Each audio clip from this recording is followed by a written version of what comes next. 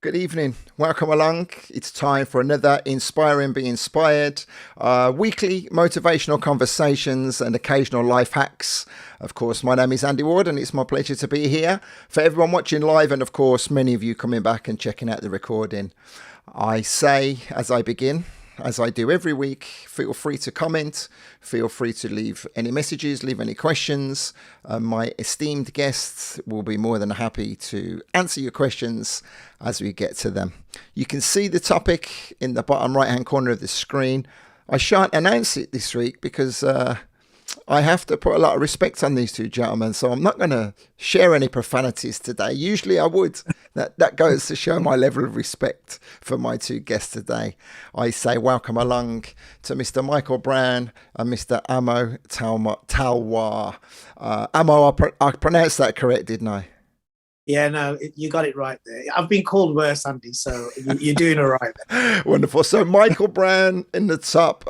We call these series of conversations Brum as Beep, celebrating our Birmingham heritage and everything that means around the music scene.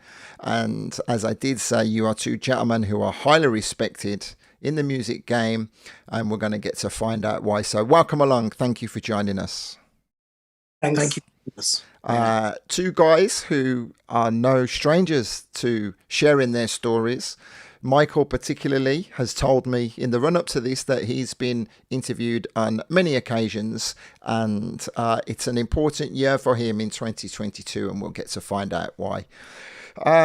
So yeah, we are celebrating Birmingham, the rise of the music sound.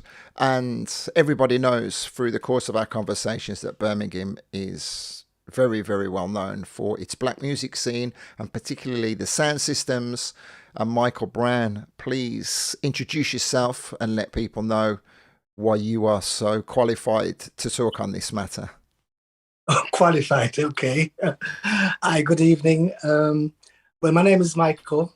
Some people from back in the day call me Shaddai, which means faithful. And that comes from, in the ghetto, Handsworth, where we're born and grew up.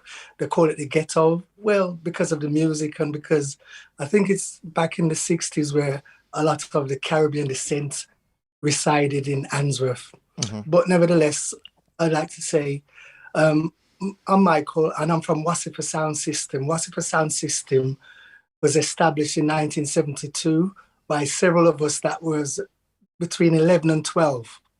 We all went to church and we went to school together, and we decided to build a sound system because that's what we needed to do to kind of get our music out there. And we were following the elders that came across, like my dad from Jamaica. Mm-hmm.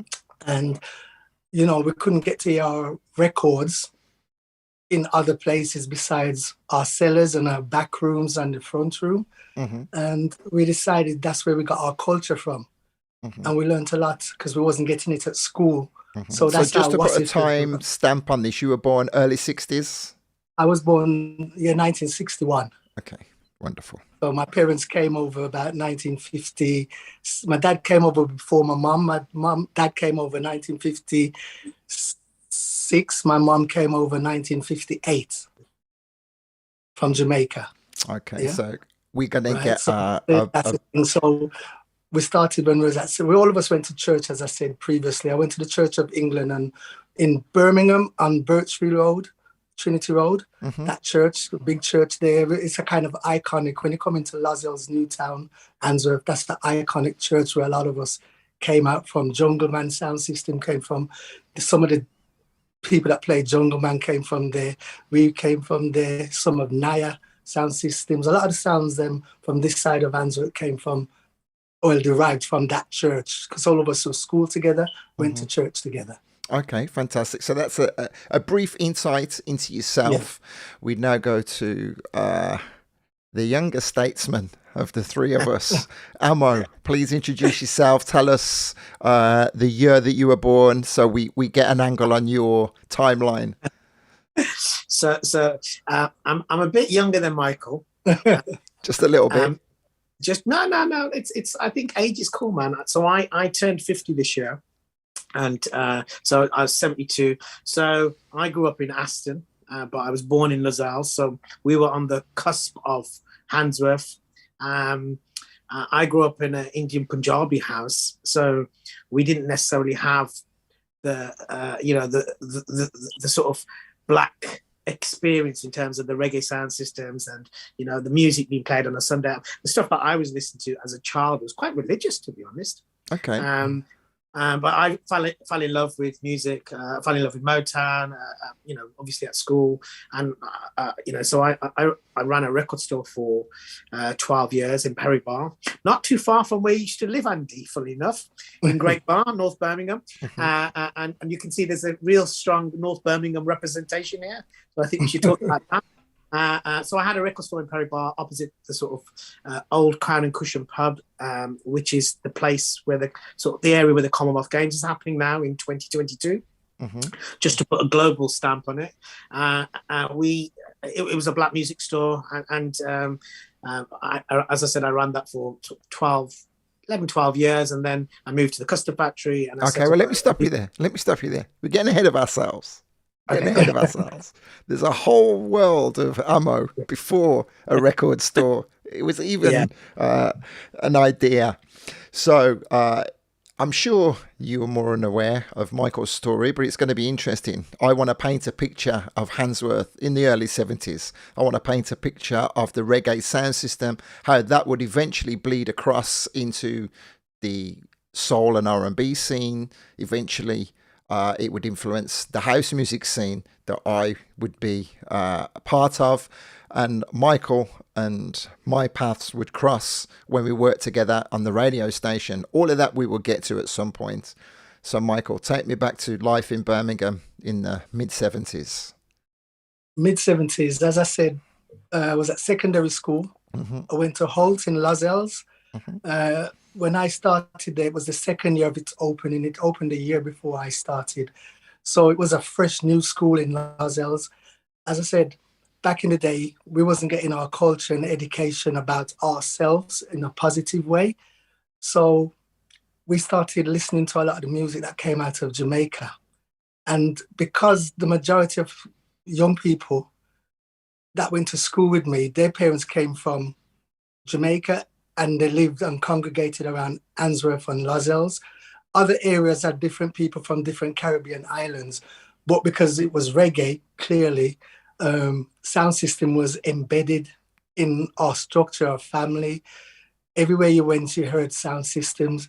So the music that was played was like a lot of Bob Marley, but really for the deep culture, because Bob Marley was, even though he was new at that time, it was deemed as a softer type of reggae. So a lot of us grew up with the Burning Spear, which was more roots, Gladiators, the Wailing Souls, and they were putting it across, same as Bob Marley, but a little more harder, if you understand what I mean. Totally. But it was all positive music at the same time. As I said, sound system was a part of us. You either was in a sound system or you was in a band back in the day in the 70s. So people was either, it had to be one or the other. And then you found that people started promoting each other and we started keeping school dances. And from that, we started using the church halls. And as I said, a lot of it was like weekends was in people's houses because we wasn't allowed to go into the clubs. We couldn't book the clubs, or our parents or older brothers couldn't book clubs. So we kind of grew around the music that way. So from the horse's mouth, just for an ignorant person like myself, explain the difference between different kinds of parties. I mean, people say a blues party. Was every party in a house a blues party, or was a blues party a particular kind of party? To be honest, the party word kind of became more popular in the 80s. In the 70s, it was started off with shubeen. Okay. I've heard of my soul parties having shubeen parties. So shubeen was one of the original words, or blues, and then it became like blues. And it's, even though the same thing happened, but a lot more, shubeens was more gambling and all that kind of stuff. Okay. Wherein when we kind of started making it, it became blues party and then parties. So the but it was all focus held was in on the houses. music. You The know, like focus was someone mainly on moving the out. music. Pardon? Sorry, I'm trying not to speak over you. The So focus was heavily on the music for yourselves, whereas beforehand it was more of a social yes, experience. it was a social experience, but you found that it was getting bigger and more people started to come. Mhm. So it kind of commercialized it in the sense that you could make a bit of money because it was also hard to get jobs or you wasn't being employed. So people kind of, the word I guess that everyone will understand is hustle. You could hustle Mhm. in a clean way with, Mhm. you know, entertainment. You So know, you're a people very pay a positive little person. money to come. You're a very positive person, a very inspirational person. When you think back, do you Yeah. have memories of negative times where there were stereotypes and stigma attached to the sound systems?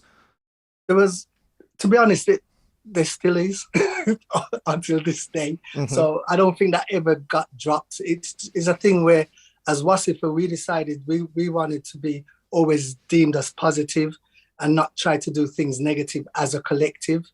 Or we tried to sell ourselves in the sense that, all right, we were born in Handsworth, so that was already stereotyped as negative. Mm-hmm. Yeah. So the next thing we were Rastas. So that was also deemed as negative. So we always try to say, all right, then get to know us, see what we are, but come and talk to us because we're approachable.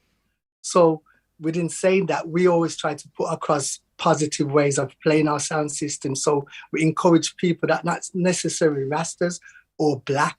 They could be from the Asian background because we lived amongst a lot of Sikhs. And in my side of Handsworth, there was a lot of Sikhs. Mm-hmm. So we were all schooling together.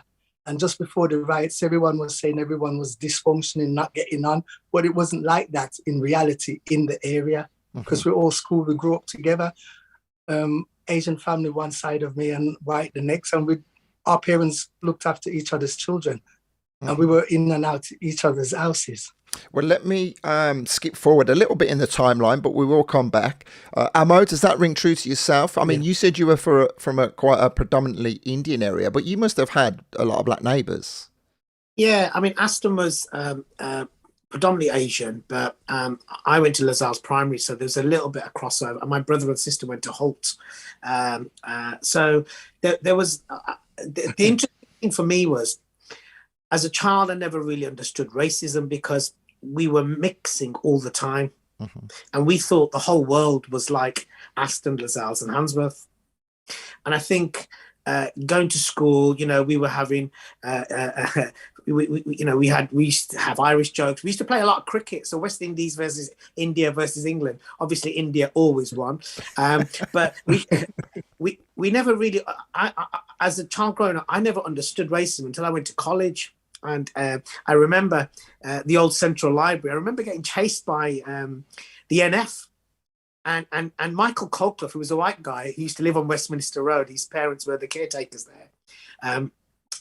I was getting chased. And I was thinking, but Mykal Colclough's like my best friend, and he's white. I don't understand why these white people are chasing me. I didn't understand it. And only when I went to college, you begin to understand that the world doesn't revolve around this kind of microcosm of the world that you live in. Mm-hmm. We were used to going into each other's houses. So on one hand, you know, my parents used to, you know, chapatis, curry. We used to go into our friends' Bengali houses. It was rice. Caribbean houses. It was, you know, gunga peas and rice. You know, it was a really interesting thing. And it was really playful in those days. But then obviously as times move on, you know, communities move on and music moves on as well. So I do reminisce about some of the old times where, you know, mischief was the number one thing for us. Mm-hmm. I think as working class people as well, we have a slightly different experience on, you know, our values and community. And I think as, you know, minority or majority communities now, but migrants, our experiences were slightly different, you know, so I come from a Sikh background. I don't wear a turban, but I know, you know, a lot of my cousins used to get grief for I'm wearing those things. So, you know, some of the experiences that the Rastas had, the Sikhs had as well. Mm-hmm. So there was a kind of direct correlation. And it is interesting what Mykal said in the kind of the uprising in 85, they said there was problems. Sometimes it's what the media and other people who perhaps don't live in those areas make things up. So without a shadow of a doubt, memories. sensationalize it, right? Yeah, completely. And they were warm memories. And I go back to the areas that I grew up in. They made me who I am. And I still love walking around Lascelles and Handsworth and going to the park and walking past areas that, obviously the buildings are knocked down now, but, you reminisce about things that it evokes strong memories. Well, I went to school in Aston myself, just on the edge of the park, and I always reminisce about going down and playing on the big steel dome in front of Aston Villa Football Club, going to the Holt Chip Shop, all those kind of things. I remember watching the unrest, if that's the right word, on the TV. I don't want to talk about it too much because I want Mykal to lead us up to that. And on our way to school, we went to see the aftermath, So Mykal, maybe that might be a good point for us to talk about as the timeline progressed, to talk about the slow rise of unrest on the streets of Handsworth that led to those circumstances in the mid-80s. Or is there a period that you want to talk about before that? Oh well, I would say a little before that. I would say there was another little uprising, if you want to call it that, about 80. What was it, about 81? 81. Yeah. So there was one before the big one in 85. And it's about how the establishment was always downgrading, and the SUS law and all that, stop and search came out, and they were kind of heavy-handed towards what we classed as towards the Caribbean community at the time. So, and the music that was coming out from Jamaica in those days was... Oh, we've lost him. If you understand what I mean, even though they were from Jamaica... Sorry, just repeat what you were saying there, Mykal. We lost you then. The music coming out of Jamaica was... It was saying what was going to happen before it kind of happened. That was because things was kind of similar, kind of evolving from what was happening at the time. The thing about reggae and sound systems is whatever happens today, if there was a party tonight, they will turn it into a lyrics and turn it over on the dub side of the records and chant it or DJ it. Or in this modern day, they call it spitting and all that kind of stuff. They'll rap it, yeah? Okay. Or sing about it, and it was released. And it was always about truth and what was happening at the time. So that was dictating the pace, and why basically we didn't have newspapers to give out information, but it was always through music. And we used to have a motto: every sound of the drum you hear is an African beat. And that's how our music and our voices was heard in the dance halls, and from the dance hall it went into the churches. From the churches it spread across the whole community. And because we were playing sound systems from, say, London all the way up to Manchester and Leeds, and went to the eastern to Nottingham, or went to the west towards Liverpool, sound system was always traveling. So the information that was happening locally will always travel across this country. And it was a story that was repeated up and down the country in the up different and down, cities. And everyone was saying the same thing. It was heavy-handed, so it wasn't in isolation. If it was in isolation, there would have been a different spin on history, but it was happening right across the country. So you had little rebellions towards what was happening. People basically, I wouldn't even say it's a rebellion. People were sticking up for their rights. Whether it was done in the right way or wrong way, that's a different argument, but people had to defend themselves at the time, And it's a cliche, but the rest is history. I don't really want to focus too much on that side of the history. I think Emma wanted to say something, Andy. Yeah, I just wanted to bring the religious thing that Mykal was saying, because it was interesting. The black community, the churches, the Asian community had the temples as well. So whilst the music was evolving, a lot of sort of young people were playing in temples, tablas and sitars, and that music was being developed. So sonically, their sounds, although it created another sound, there was these kind of like really interesting scenes going on. And I have to say, a lot of it did come from the north part of the city. And that amalgamation of different religions, different sounds, different journeys has created new sounds. And I think, that story in terms of whether it's the UB40 sound or the Apache Indian sound, and I know we're going way further, we're moving sort of 10-15 years ahead, it could have only come sonically from that kind of amalgamation of communities, the rub between the Black, the Asian, the white, the Chinese, the mixture of food. So I feel privileged and happy that I grew up in that. And that's ultimately, I think, it makes you who you are. So yeah, just that mix, that kind of religion versus modern day contemporary British Brummies. It's quite interesting. Definitely, it is a badge of honor. Definitely a badge of honor. So, Mykal, you mentioned about getting to travel the length and breadth of the country. How did that happen? Was it just the strength of the music that you were sharing, or people had friends and relatives around the country? Oh, he's gone. And now Ammo's just there. We'll see if we can get him back. You can just see the top of Hold on. How am I going to do this? I know what I can do. Let me change this. I'm here. You're there. No, it's both of us. Just until Mykal comes back. He'll try and dial back in again. Sure. Unfortunate technical issues, but while we do that, let me just say we got a fair few people watching. Good evening, thank you for being here, listening intently. Shouts out to Dennis, to Mr. Chambers, and to Yance as well, commenting. Mykal Brown, Ammo Talwar, we're talking about the rise of the sound systems in Birmingham. Also Ammo telling us about Aston Lozals and the fusion of the cultures. I'm not sure if we'll get Mykal back, but until we do, Ammo, Andrew Marriott as well saying hello. I'm sure we'll be interested to hear this. Someone who would relate to his down on the south. Here's Mykal again now. So let me go back to this window. I need to change back down to here. Here we go. You right, dudes? All good. No, I can't hear him. Click the button for your audio, Mykal, with the big finger of doom. I don't know what happened. You forgot the 50 pence for the meter. I thought it just started going round and round. No worries. So yeah, I was just saying hello to a few people while we were waiting for you. Victoria Carpenter, good evening. Shouts out. Hi to Suki as well. And I said to Mr. Marriott. So I was asking you, Mykal, I'm not sure how much of the question you heard. How did you manage to get your sound, your notoriety around the country? Was it just a network of friends, family, the power of the music? A little bit of everything, to be honest. Family contacts in each area. And because we was playing what we deemed as more commercial, like more entertaining rather than subdued to just ourselves in our little bubble. Okay. We played a little bit of soul, a little bit of reggae, lovers rock, revive, cultural songs.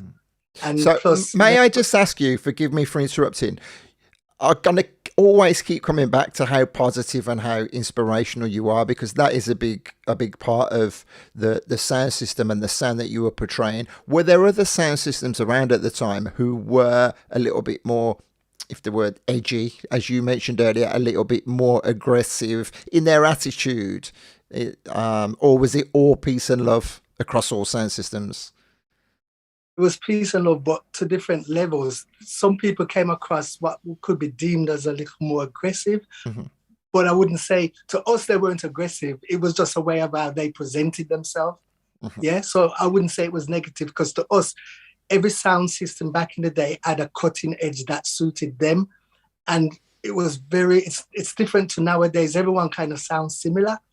Back then, as soon as you heard someone, either a siren from how they played or the way the sound sounded, you could tell when you got used to a sound who that sound was. Wherein now you can't really tell a DJ from one DJ or sound from one sound. Okay, so I interrupted you. Sorry. Continue to tell about how Wasifa grew and grew. Yeah, we grew because we had a good tight network. I grew up with my brother, and I had 6 sisters, so there was a lot of females around us. So their friends used to come, and so well, a lot of our soundmen had sisters as well. So we tried to say, all right, if the women come, so we got to get the women on side, then the men will follow. And it kind of evolved until this day. That's still happening. Mm-hmm. And it works, you know. So we kind of done it in a way that if we're playing culture, we play a culture that the ladies would like. We play roots, what the ladies like. Do you understand? If it was hip hop, we'll play a hip hop that the ladies would like. So from that, the men will come. Good. So it's funny to hear. It's really great to hear that from the horse's mouth, so to speak, because I wouldn't immediately think of that. You know, that would be the attitude and the actual conscious decisions to make. Yeah, we've done that, but I could fast forward just a little bit just to show you how important doing that was, because a lot of old days used to happen at Hummingbird. I know you're going to probably talk about that later on, but we were the sound system that was playing there, and a lot of people thought we had curly perms and all that kind of stuff, but then they found out we had, because this, you know, you hear about someone and sometimes you get into a venue, but you can't get to see the person because it's so packed. It's when we went to big places in the 80s, like Hummingbird, where people could actually see all of us. And then they found out that all Pure of us Rasta had blocks. man. Yeah. But we were still playing the soul and we're still playing the funk. And so what kind of year are we talking? 82, 83?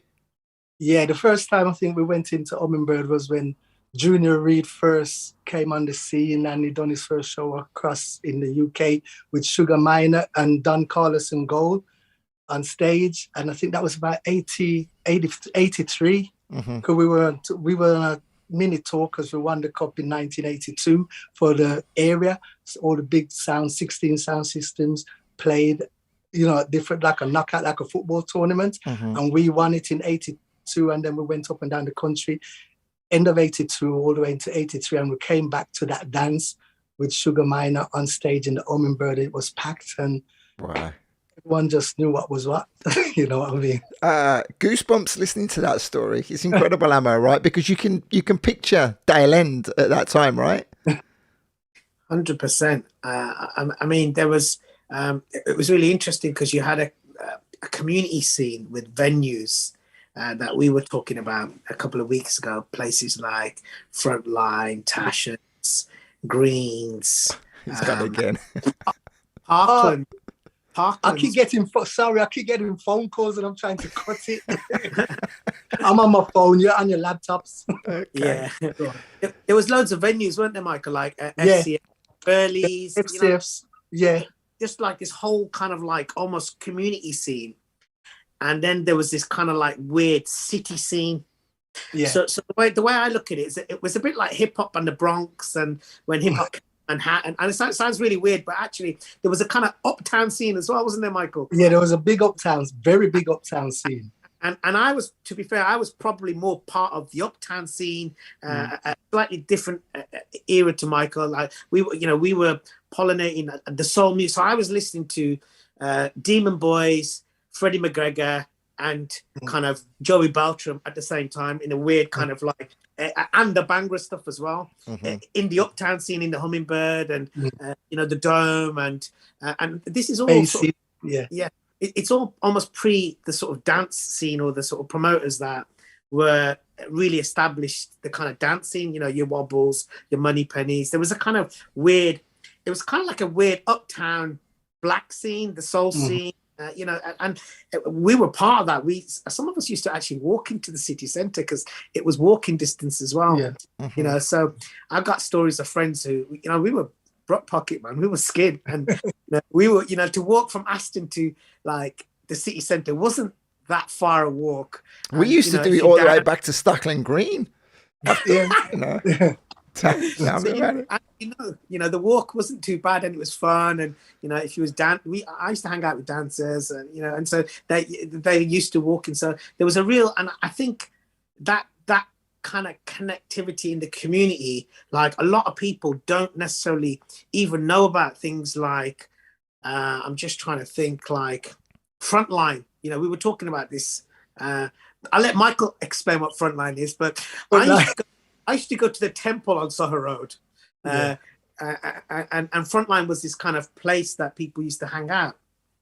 Yeah, it's where it was like you know, like when the shoe bean got a bit bigger, but that's where all the people in the area located themselves. And people used to say it's a area for all the bad men, but it wasn't necessarily that. It's just that it was safe for you. Yeah. People couldn't come in, and you know, the skinheads and the NF people couldn't attack you. Around that location, you'll be safe. Strength in And numbers. yeah, you know, and you would, if you want to know what was going on, that was the important area to go to know what was going on. Because before the temple was there, you had a record shop across the road. You had what was Santa Rosa, what became Tasha's, was opposite. Yeah. And big taxi rank that used to just take people from one side of Handsworth, because it wasn't easy to get taxis back then.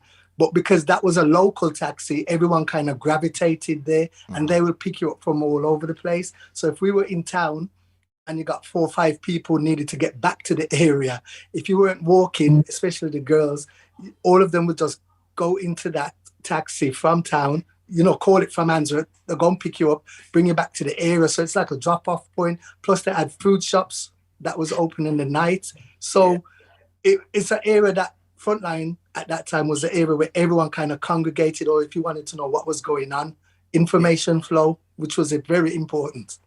And you know, Mykal, you know, I used to go to Frontline for my food, funnily enough. Yeah. You know, sometimes you'd go out in the evening and you'd finish at 4 o'clock, and then you go to, you know, I'd hide because obviously the temple, the guys are always looking over. That you, Mr. Talwar. No, and we used to go and used to buy the ticket and used to get like a little drink and a little like lamb curry. And it was probably the safest part in Birmingham at 5 o'clock in the morning, just to have something and listen to the view. And I don't think people understand how important that part of the area was. It was, very important. And just as you said, that connectivity, what's going on, what's happening today, something going on, is there a new thing, Shaka's coming to Greens or whatever, or you know, there's something going on in Aston, you know, so that part and also it was also a place to have after hour drinking as well, you know. to be honest, there was, you know, there weren't that many places, you know, before Broad Street and Edwards number 7 and 8, there weren't that many places in Birmingham you could get a beer at like 5 o'clock in the morning.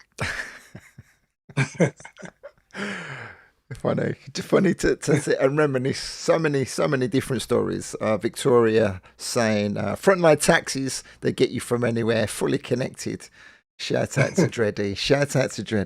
Okay, so let's continue on the music journey then. Mykal, tell us about some of the influential moments, some of the important moments, some of the occasions that you believe were quite important along the way, from in the mid to late 80s, the development of the reggae scene, the commercialism of the reggae scene, I guess the crossover success, that must have helped you, right? Yeah, definitely, because at the time in the early 80s, you had this big thing that was, it kind of stemmed from the late 70s, you know, like Janet K, Carol Thompson, the Lovers Rock scene from the UK, because that was kind of very influential. And at that same time, you had a lot of the Jamaicans coming over. So you had who resided in London. You had Gregory Isaac, you had Dennis Brown, you had, who was it? Errol Thompson's, a lot of people came on Errol Thompson's label. So what was happening then, and Deb, which was Dennis Brown's family label. So what was happening then, they started singing a lot of Lovers Rock, also Sugar Minott, Freddie McGregor, and it kind of had a UK spin on it. It was a little more softer than the Jamaican mix, if that makes sense. So within saying that, it became very commercial. So people that like soul will gravitate to the softer type reggae, if that makes sense to you. Totally. Well, that's what was happening. And was radio part of the landscape for yourself then? Pirates or? It was more Pirates, clearly, because it wasn't really, I mean, what was the name of that radio station? You had Reggae on a Sunday in the late 70s. I wouldn't be able to tell you. Barry Curtis and them that coming up. But it was just 1 hour to 2 hour show on a Sunday. But we had more than that in our catalogue of music. So up and down the country, you could not get that. So everyone started working with pirate stations to play our songs, to talk about things through our eyes, if that makes sense. Right. Putting music across how we wanted to. And it wasn't just about reggae, because people have this myth that reggae sounds is just reggae. It isn't. Most sounds play soul and they play R&B, they play hip hop, but the reggae part is what is more fiery, if that makes sense. It's more punchy. But it's got a little. As time progressed, without getting too far ahead, no house in your sound system, because I've got a funny story to tell you about that when our paths would cross. When we crossed, house, it came in the latest when we were on radio. Exactly. So we'll get to that. Together, but I leave that for you to do that part. You know what I mean? We will get to that. House came, but you know Jack the Groove and this Jack the Groove and all that. And when 1919.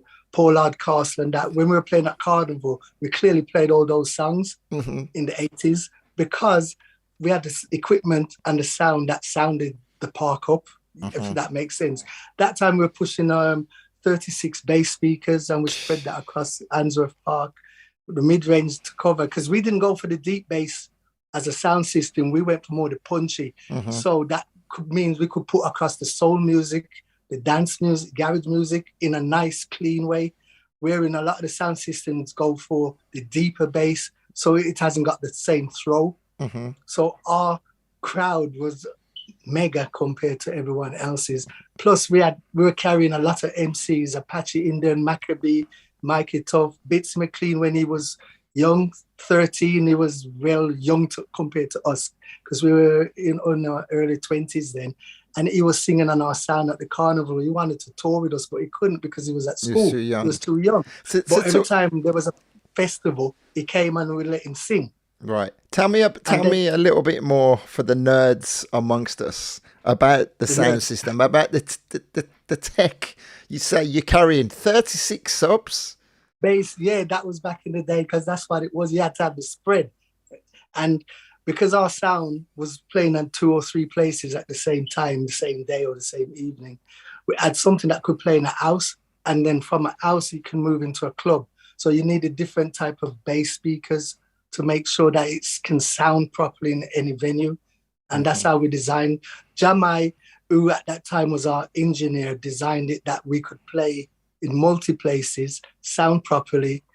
You know, like we had quads. Quads is like the traditional bass speaker cabinets. It's like big as a wardrobe. You have 4 speakers in it, kind of thing, or bigger than a wardrobe, I should say, because then you had to design your own boxes, all the sounds in the 70s, 60s, 70s, 80s, and I would say it started changing in the 90s, that everyone was building their own sound system boxes. There were carpenters who became carpenters, electricians, and that's how it was done. So everyone sounded different because you designed your boxes. And what's happened now, everyone's in this modern day, the West off the shelf.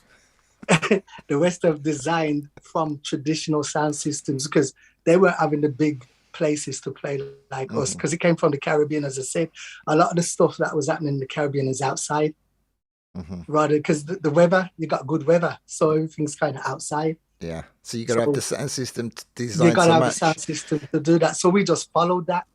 And the top end with the regards to the equipment that you were playing on, and then the everything whatever, the mic, the chambers, everything. Yeah, we played kind of back then in 4 different ways. The way Jamai done it, we had the lower bass, a kind of rhythm thumpy bass, and then the mid range, and then the tops. At the time, everyone was using pieces. Pieces. It's this plastic kind of top end. But ours was like metal. It was called Bullets. It was designed by Fane, and we were one of the first ones to use that. And we had 24 of them playing, like 4 in one cabin, each side of the room or the hall or whatever, in the columns. So when those play, you hear, and we had a little, not so much pieces, but we had more bullets. So that had the throw, like long throw, short throw, but that had the throw. So you would hear our sounding clear from a distance. So you didn't have to be beside our sound boxes to hear what we were saying with clarity. And because, as I said, we had singers and MCs, you needed that to come across properly. It's to listen to that ammo, to then think forward to some of the events and the venues that we used to play in and the equipment that used to work on. It just puts it to shame, doesn't it? Yeah, it does. And it was interesting just listening to Mykal. Like, it was just reminding me of whilst Mykal and those guys were rolling the sound systems around, we were busy in the Asian community sorting out daytimers. And I don't know if, Andy, you was privileged to go to any daytimes. I'm sure you were. But in the old days, Asian people couldn't go out. And the only way we could meet girls was in the day. So there was a network of college promoters and relatives and cousins and DJs. And so we, from around 85 to around 88, places like the Hummingbird, the Dome, Pagoda Park, they became this kind of meeting ground for people. So the girls used to go to school in school uniforms, go to McDonald's, get changed, put the lipstick on, put the miniskirts on. It was a meeting place to meet peer. I mean, obviously now it's completely changed. We've become this kind of weird homogenized group of kind of multicultural Birmingham. But in those days, we couldn't hear our music. So if we wanted to hear Bhangra, which is funnily enough the same BPM as, say, Bomb the Bass, it was the first time we were hearing that kind of a Nitro Deluxe versus a DCS at the Hummingbird. And as a child growing up, especially if you're Asian, to hear your own music, to hear your own sounds, and then you hear the kind of rubber dub sounds of the reggae sound systems or the techno or the hip house, as Mykal was speaking, it was magical, So I always like to portray my ignorance and ask you about the Bhangra sound, because it would be a few years later where it exploded nationally. So tell me about the history of the Bhangra sound. So it came from obviously the South Asian continent, India, Pakistan, and some parts of Bangladesh. But there was a sound in Birmingham that they called Bhangra, and it was predominantly the Indian community. And it was it started off in the 60s with bands like Bachungi and Anari Sangeet, who were the sort of pioneers of this sound. They came over and they started telling stories, and a lot of it was kind of pub-based stories. It was like, we miss home, we can't wait to we leave this country. So it's kind of poetic sounds. Those sounds changed in the late 80s because our parents realized, well, there's no way we're going home. We're staying here. And actually, we've got to make the best of it. So the bands became stronger and the sounds became a little bit more broader and wider. So whilst Mykal's talking about the bass, our sounds became, there was keys, drums, sitars, tablas. And they became modern Western sounds as well. I was just about to say, there must have been a heavy Western influence. Yeah, at first it was very much sort of almost mirrored around the British rock bands. So a lot of big bass, a lot of guitar solos, bands like DCS, Apna Sangeet, Malkit Singh. And in the late 80s, they became a phenomenon. But if you're growing up, we were fortunate enough to be able to, as I said, listen to all the sounds that were coming. It was almost like listening to an electro track versus a Bhangra track and mixing those two. And we go, wow, this is us. We're British and we're Brummy. So we could hold that cultural identity, but also know that sonically we were moving things forward. And again, I think the Daytimer scene was a bit of a moment in our cultural history, because as we went to sort of colleges or universities, or we studied away, we could go out a little bit more. So the daytime scene became the nighttime scene. But the club promoters in those days, whether it was Edwards, Pagoda Park, they were happy to take us because, one, they'd get a fee, two, they'd get loads of like drunken students who'd buy loads of money on the bar. There was often loads and loads of fights. It was just what it was in those days. But I think the music that came out, because this is obviously about music, it was this kind of intense sound that could have only been created from Birmingham. And that sold globally to the world. So we have bands that we've exported back to, it's almost like back to India or back to Pakistan or Bangladesh.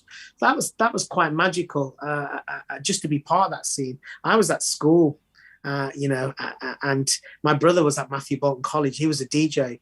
So, it was very much that mixture, as I was saying earlier about the hip house. It was the tempo, I've got to say. You mentioned the name Mykal, Apache Indian, earlier on, who was part of your network.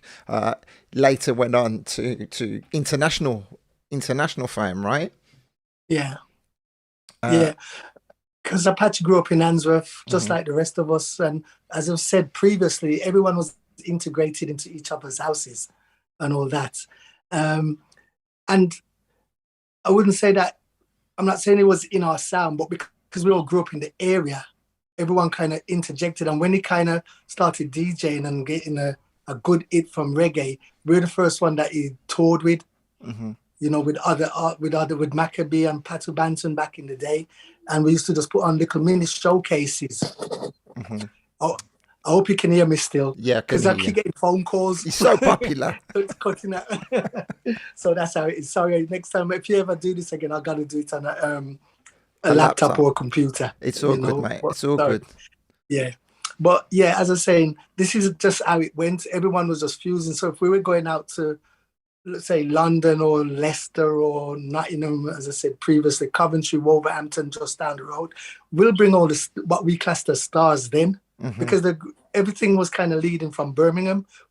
Outside of London, Birmingham kind of was what was classed as mini Jamaica, because we've kind of got the more accent as Jamaica than the Londons. The London, they kind of speak a Cockney tone, and you can't get that Jamaican twang. It just don't happen. So we were classed as mini Jamaica, Birmingham people. Well, you mentioned about London. Let me ask you a question that's kind of on topic. The film Babylon, did that ring true to you? It was very true. And when that came on, we was going, gosh, man, it was like one of the most wickedest thing that came out. And when I say wicked, I don't mean negative wicked. We say wicked as in good. So it was like, that's happening here. The police is doing the same thing. How the white people were acting towards them. And it's about a lack of understanding or trying to understand your neighbors, so how the neighbors are treating them and, nigger this, that, and all that kind of stuff. Is a lack of understanding that we're here. Most of us were born here, but we were treated like some alien. And that causes a little rebellion, if that makes sense. And that rebellion is not negative. It's kind of you defending yourself. That's how it starts. And then people put labels on things, so it become negative. But it definitely gave an energy that would fuel people through the highs and the lows, through the the unrest in Handsworth with the famous riots in '85 and so on. So as I'm sitting listening to these stories, I think it would be great to come to you, Ammo, then and throw forward a little bit, because you were talking about the college days, and then I can't remember who it was that I had the conversation with, coining the phrase about urban music. Actually, I think it might have been Spoonie on a UK garage chat that we had, and he was saying sometimes the connotations of the word urban isn't particularly good, but within Birmingham, the urban scene kind of exploded, didn't it? And you were talking about the community sounds, and then the uptown in the city centre. Birmingham just came alive with the urban scene, which had its highs and its lows. You can tell us firsthand about that, because you were quite instrumental in that, would you say? Well, I wouldn't say instrumental, but I was definitely a part of it. I think that there was different sounds that you could hear in the city that you perhaps couldn't hear on, say, some of the sound systems. Well, we talk about sounds, and you have to forgive me because I haven't made any notes. I haven't got any structure to this. It's just however it comes. Let's now talk about Punch Records then. You talk about sounds, because Punch would have been at the beginning. We saw the rise of Punch at the same time of the rise of the scene in Birmingham, right? Yeah, I mean, the shop was, we were there from '95 to 2005, 11 years. So we were there almost probably at that kind of first phase of the Choice FM days. I'm not sure what year the Choice FM. 95. 95, yeah. So I think the shop opened in 95. My memory's blurred. It was 95. And so we were kind of as fans of the music, it was weird because we were kind of almost coming out the rave scene and into the sort of jungle scene, and the sounds were changing, but also we were heavily really into soul and hip hop. So in that period from 95 to sort of 97, it was kind of almost like the bad boy scene, the kind of that American scene, but also the independent scene, Mos Def, Talib Kweli, and then obviously it really moved quickly into sort of UK garage and all the big stuff that was going on at Harmony in terms of promotions and the Q Club and all the other things that were going on. So we were fortunate enough to be able to. I had a shop, so we had access to multiple scenes, Andy. We used to sell tickets for really posh events, through to real down and dirty sort of flashbacky type events, all the way through to kind of reggae sound system things that you could only get at sort of perhaps Don Christie's, Summit and Punch. So there was this kind of network of scenes, and I look back and I think we are the children of people like Black Wax, like Don Christie's, like Summit. They were the guys that were really there before us, that influenced not just how we operate and how we sell music, but also our culture and how we embrace other cultures and sounds. So although Don Christie's was on the side of the rag market, blasting out reggae sounds, and people who remember those times were great, we could never replicate that. We had our own energy in terms of, we were into DJ culture, we were into dance culture, we were into electronic music, and that's what was reflected in the sounds and the music that we sold. The two of the main guys that worked for me, a guy called DJ Jester and EDD. Jester was into UK garage, now he's into Amapiano, and he's gone through the sort of different genres. Earl's into all sorts of things. So those were the things that were going on during the period, and we were lucky enough to be able to be really close to it because we knew the promoters. And we used to sell tickets, Andy. People don't talk about tickets and mixtapes, but if you were selling tickets and you were selling mixtapes, you was an instrumental part of that kind of musical ecosystem.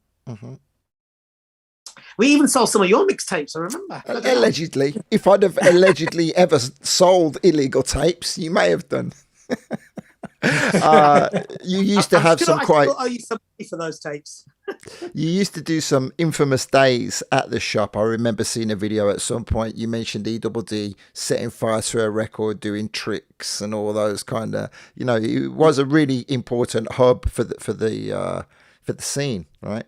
Yeah, absolutely. And we used to have like mic challenges, and we used to work very closely with the record labels. They used to bring the artists to the shop. We used to do interviews, signings, shop openings, a whole host of things that perhaps don't necessarily happen now. And also the thing about when you're buying music or when you go into a place and you talk to people, you really get a sense of how music moves the individual and also what people are really into. At the moment, I feel with just things that are digitally online, you don't necessarily get to people's opinion on what they really like or why they like the music.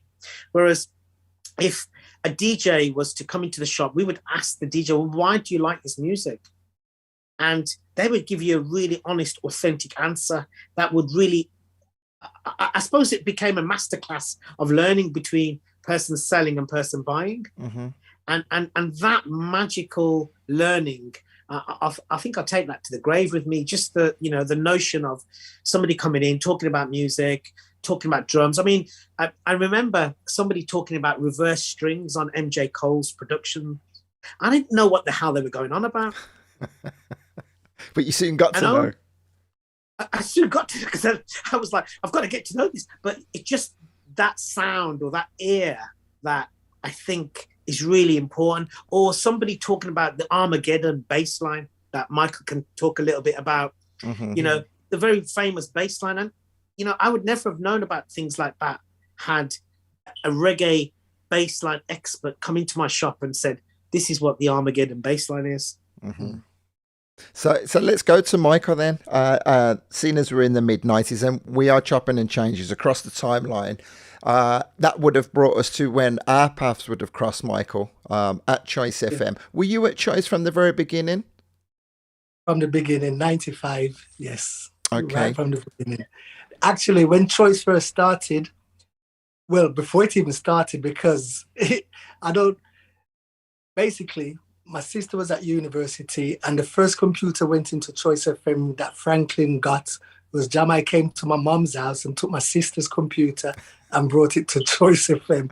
And that's what they was using at the time before anything was really in the building. So Okay. the first computer, and they used, when Choice FM first started, it was a lot of Wassifer's music library. Okay. Hence why I said from the soul, the reggae, the R&B, all that was Wassifer's music library.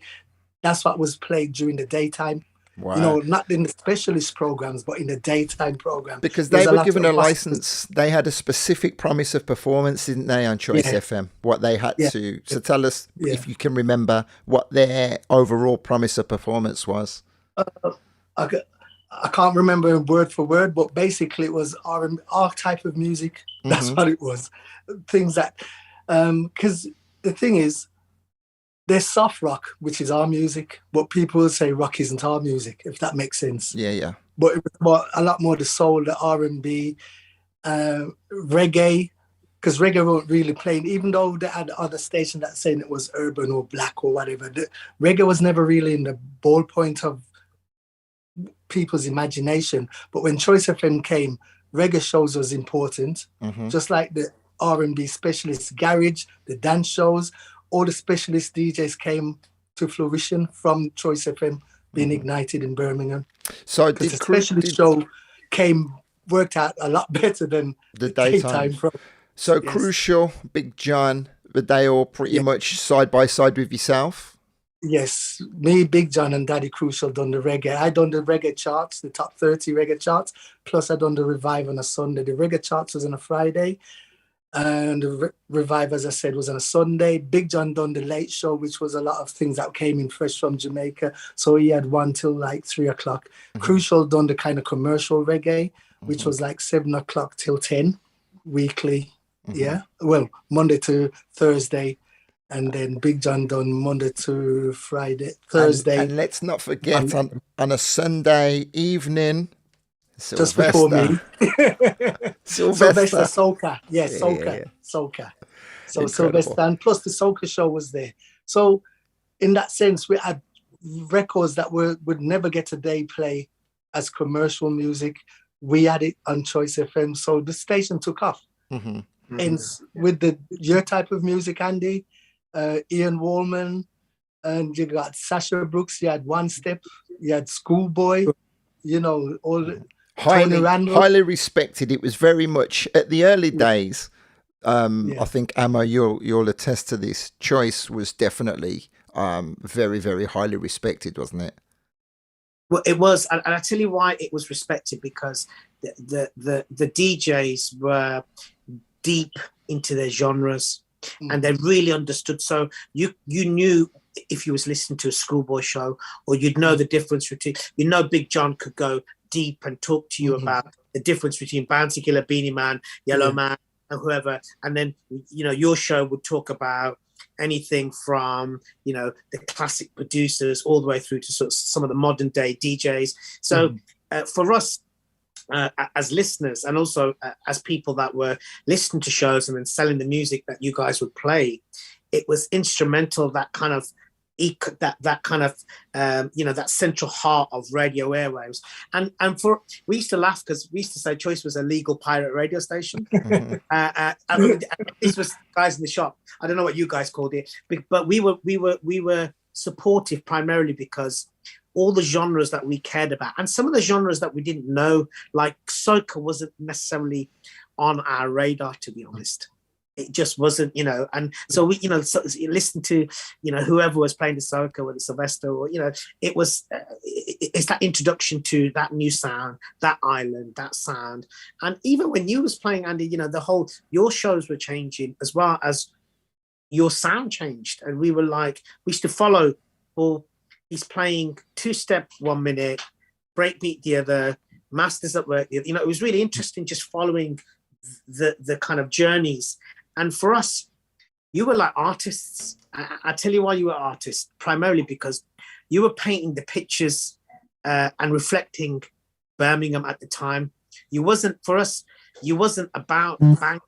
So when Schoolboy was playing Anthony Hamilton versus Music Soul Child versus Erykah Badu, and I remember listening to Erykah Badu for the first time in the Porsche Club. He played it and he cleared the dance floor. Wow.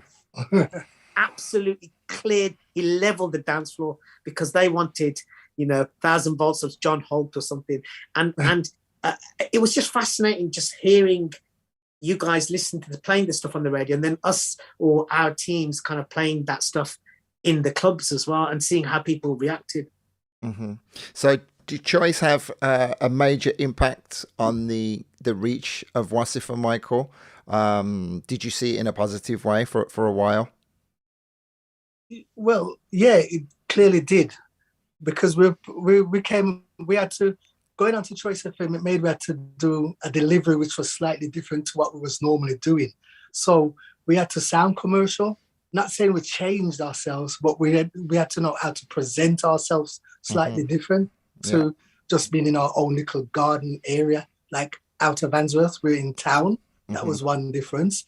Regular, weekly. Plus, yeah, Choice reach was vast, was outside of Birmingham. So people are listening to you through the radio from miles away, which is a different type of audience to what is listening to you in the club. You know, that buying public that came to hear you.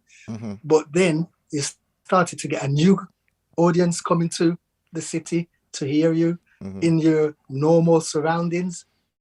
Well, You know what I mean? How can I put this? Slowly but surely, things change, things evolve, and I think it's fair to say the output slowly started to get watered down. Would you say that was a fair observation, both of you guys? Eventually, over the years. Yeah. I mean, things. Go on. I say the thing is, the problem with I'm a fan of specialism. It's a real personal, opinion, and I'm a fan. If I want to listen to a dancehall show, I want to get deep and dirty into dancehall. If I want to listen to a kind of neo soul show, I kind of know what I want to get. I'm not necessarily a fan of mood music, which radio, I think, has moved into this kind of, what mood are you in the morning? Yeah. Or what mood are you in? Saturday night, you must be in a drum and bass mood. And it's just my personal opinion. I'm a fan of specialism. I like to hear detail. I like to hear knowledge, and I like to hear personality. And I think it's quite similar to the kind of probably the early days of One Extra as well. If you have experts who are specialists, and then suddenly that specialism goes, you lose that skill, you lose that depth, and you lose that knowledge base, and then it becomes almost just a sort of one mood that kind of moves. Generic. Generic, yeah. Mykal, you agree? Yeah. Because I know there was unrest in the troops, right? I know that from firsthand. There was unrest in the troops. Clearly, it was because what started happening, I think management had to look at how do we run the station properly, financially. So things started to become a financial situation. So it kind of changed, with commercials. So it's about what the advertisers are paying for, and that kind of dictates. And then the music slightly changes in the day, and they started chipping away at the specialist shows, if that makes sense. And a lot of that, people started losing their jobs in the sense of commercial radio broadcasting jobs. Not saying, no, I don't think no one ever really lost their club pool. That was always going up. But as in commercial radio listening, the audience started losing that specialism. What dictates new music coming out? Is it going to make it? Is it not going to make it? What was being offered originally. And that seems to happen all the time for some reason.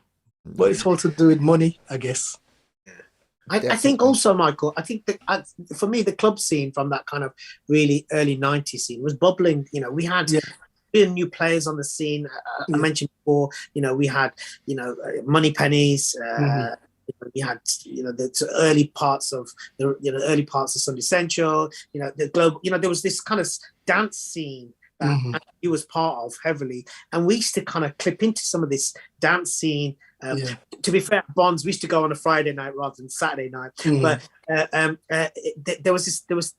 it affected the radio, but the scene in Birmingham was still quite strong because the network of, you know, the after-hour clubs, you know, the advent of Marco Polo and West End Bar and all those things that, again, Andy, this was probably more your area rather than perhaps Mykal's area.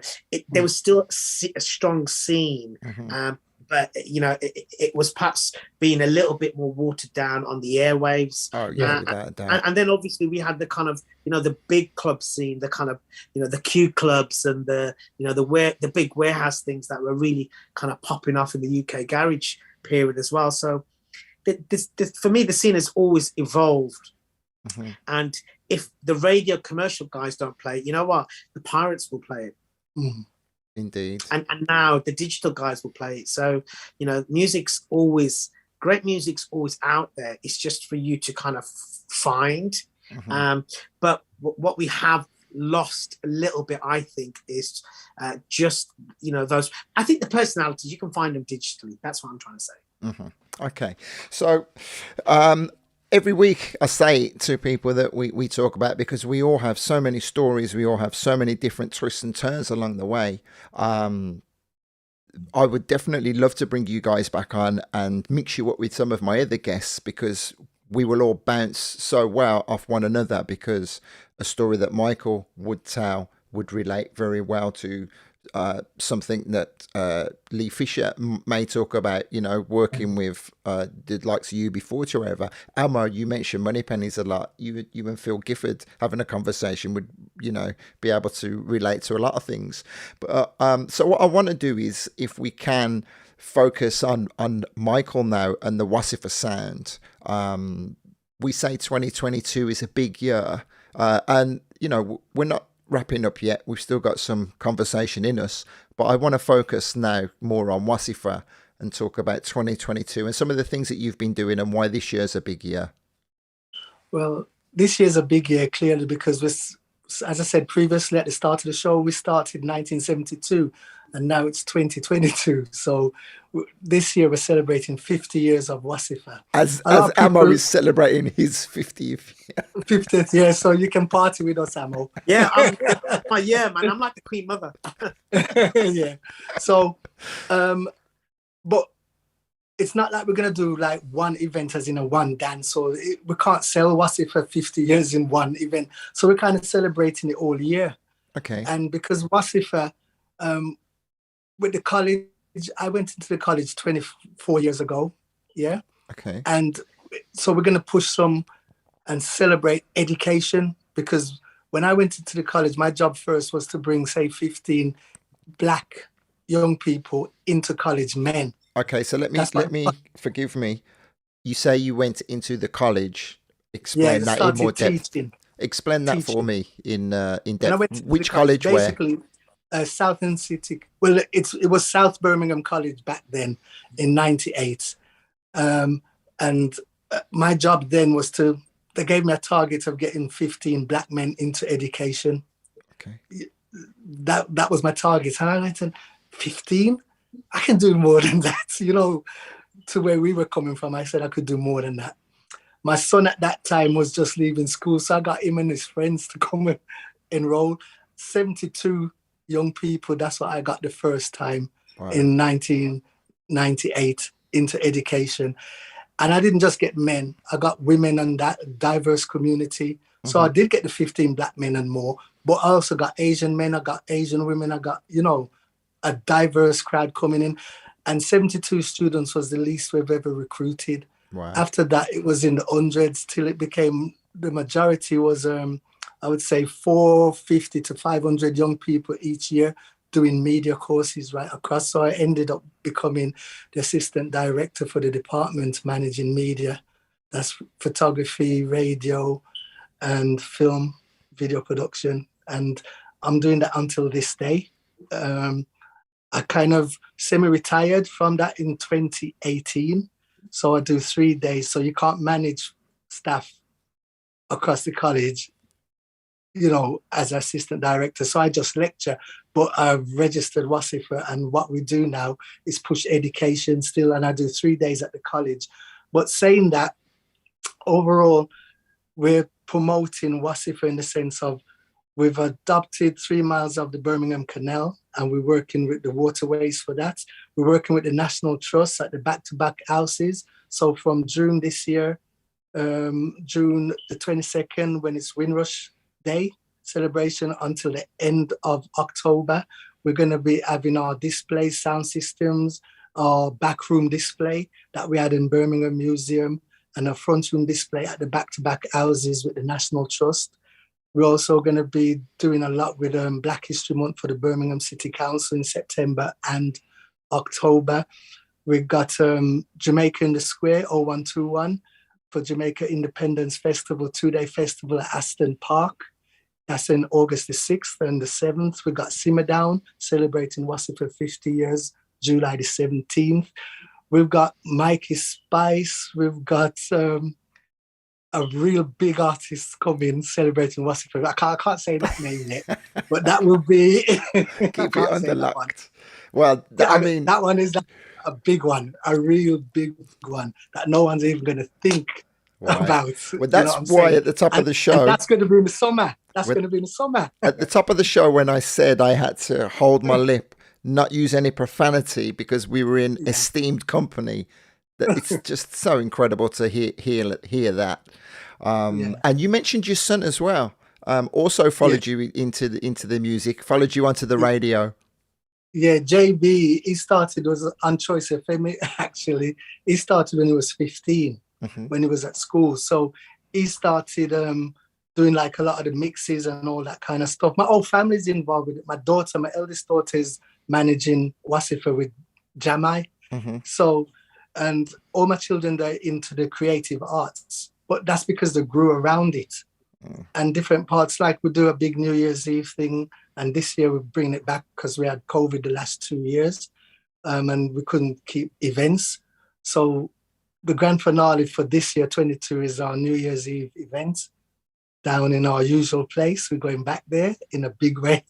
We've got, it's just so much. Plus, with our 22 years, we push education. We've always been pushing education. So we're doing a lot with the colleges. Our college is one of the biggest ones in Birmingham. We've got 8 big campuses all over Birmingham City. So we're very integrated in the college system. As I said to you, the first year, my job was to get 15 men into education. I've never stopped that, and we've always been pushing that as Wasifa. That's always. That's incredible. And we'll always be pushing that. That's really, really impressive. Amo sitting there in awe, I'm sure, and yet a young gentleman yourself still who has achieved some great things in recent times. Let's hear about some of the great things that you've been responsible for. So I chair this really weird thing called UK Music's Diversity Task Force, which we do a lot of work around diversifying the music scene, and just talking to government around just representing trade bodies and unions and stuff like that. So that's been quite a big thing, just trying to move the dial when it comes to workforce and just being more reflective. I mean, a lot of the stuff that I do, just listen to Mykal, it's just kind of, we want to make sure that our culture is more prominent, and our city is more reflective of the communities that we come from. We've got some really big things happening in our city. We've got the Commonwealth Games happening in this summer. There's loads of stuff planned for the next couple of years, and we just feel as if musically, the genres that we care about, for me, it's the sort of multiple facets of sort of Black music. We just want to make sure that they're really embedded in schools, like what Mykal said. I've chaired a couple of multi-academy trusts in Birmingham as well. And I've done loads of stuff, kind of behind the scenes stuff that sometimes people know or sometimes people don't know. But I think we care about music, we care about our culture. We also care about making sure that we leave something behind. So, so when we retire, or when we just decide we're going to just walk our dogs, or just chill out in the park, or as Mykal will be walking down the canals, we want to make sure that we leave something behind. But I think the key thing is it's got to be authentic, Andy. Yeah. It has. If the lens is through somebody else's story, it's not authentic. And I think that's why it's really important to hear real people, real voices from the community, because often, just the stories that I'm listening to today, the connection between Frontline, FCF, Parklands, and say Wobble, there's a real strong connection there. It kind of covers a lot of Hockley going into where it is. If you look at, say, somebody like Wooligan, who was a sound system guy, and his son, who's a guy called Swifter Beater, he's a grime producer. He's produced for Stormzy, Dave, Wiley. He gets his sounds from Wooligan. There's that intergenerational connection between, and it's not just about reggae. I think it's about community. I think it's about people, and then the sounds that come out of the area, or the people, or the sounds that you love. I'm an Indian guy. I love black music. It's just, I can't help it. That's where I grew up, next to Handsworth, Lascelles, Aston. And I love all the kind of facets. I love listening to your show next to, Mykal's show next to Schoolie's show. And I think, just coming back, making sure that we hold on to those stories. Otherwise, it'll just be me and Mykal talking. Well, it's all about legacy. Legacy is a strong word. Yeah. Yeah. But you got to leave legacy. You got to leave a legacy. Important. But also, it's got to be authentic as well. So me and Mykal, we've not had a chance to talk about these things. So we want to thank you, Andy, for bringing us together. We don't get a chance to talk about Frontline because no one cares. Enough people care. I mean, I said earlier I got goosebumps. It's it sounds quite romantic, but it's such an important part of so many of our lives, so many parts of our culture. Even myself, someone who was brought up on the other side of Birmingham, relatively speaking, but still has a strong connection to that and hear about it, which is why I wanted to get the lowdown on the sound system. And I'm always reminded to say that we've barely scratched the surface here in this conversation. There's so much more that we can do and talk about again. It's been incredible. Is there anything else that you thought that we may get to talk about that we haven't? Both of you? And your questions has been brilliant, and it was just good for me to be. I'm saying thank you for even inviting me. So this kind of talk is good. And because it's on social media, it's going to be always out there. People can always reference to it. Yeah. So thank you for that. Yeah, you're welcome. We'll definitely do it again. I want to echo what Mykal said, just say thank you. But also, because we have different experiences, but we have shared experiences as well. And I think that's really important. So you mentioned things like Lee Fisher, Pure Records, Phil Gifford, Wobble. These were all our kind of competitors, but our peers. Yeah. And I we need to make sure that, all that stuff has influenced Lady Lisha, Mowgli, Mist, all the new artists coming through. They've got a connection to something that either Mykal's done, perhaps you've done, or we've done, or connected. And it's all interconnected. Yeah. So thank you. Thank you, gentlemen. We could quite easily talk all evening, but we shan't. I will put a pin in this conversation, and we'll pick this up. I'll definitely schedule in something a little further down the year. Mykal, when you're ready to give us the big reveal for this huge thing in the summer, you have to let us know. And all the very best with the 50-year celebrations, my friend. Yeah, man, definitely. Thank you. Respect to you both. Yeah. Ammo, love you, brother. Thank you very much. See you later, guys. Cheers. Bye. Wow, that was beautiful. Absolutely beautiful. Heartwarming. I'm just going to say a few thank yous to anybody that was watching. So if you, there's a little bit of a delay, please give me a shout and let me say hi. Big up to Suki. Hi to Chetan, Emily as well. Thank you for being here. We do get more people come through to watch the recording than we do get joining us live. That's understandable. And most weeks I get people contact me who find an old show and they say, oh, I saw this, that was really insightful. I'm going to go back and check out some more. No ulterior motive other than just sharing great stories from great people. So thank you for being here. You can see in the bottom right hand corner the way the dates have fallen. We're going to be doing this again next Tuesday at 7 o'clock. A gentleman by the name of David Whittle, aka Boogie Dave. He's going to be sharing his experiences of Birmingham from all of the eras that we've been discussing tonight, and then more up until tonight, this week, this year, modern day Birmingham history in and around Digbeth. We're going to get first-hand experience from Boogie Dave. I draw reference to the screen. You can see a little graphic there that says Access Crew. I have a handful of people who support me on a monthly basis. I want to say thank you to all of those guys. Usually there should be some logos there, but I've just realised I've messed something up, so the logos aren't showing. That's my fault. Thank you for being here. I will bid you farewell, and I'll see you next Tuesday. You be good to yourselves now. See you later.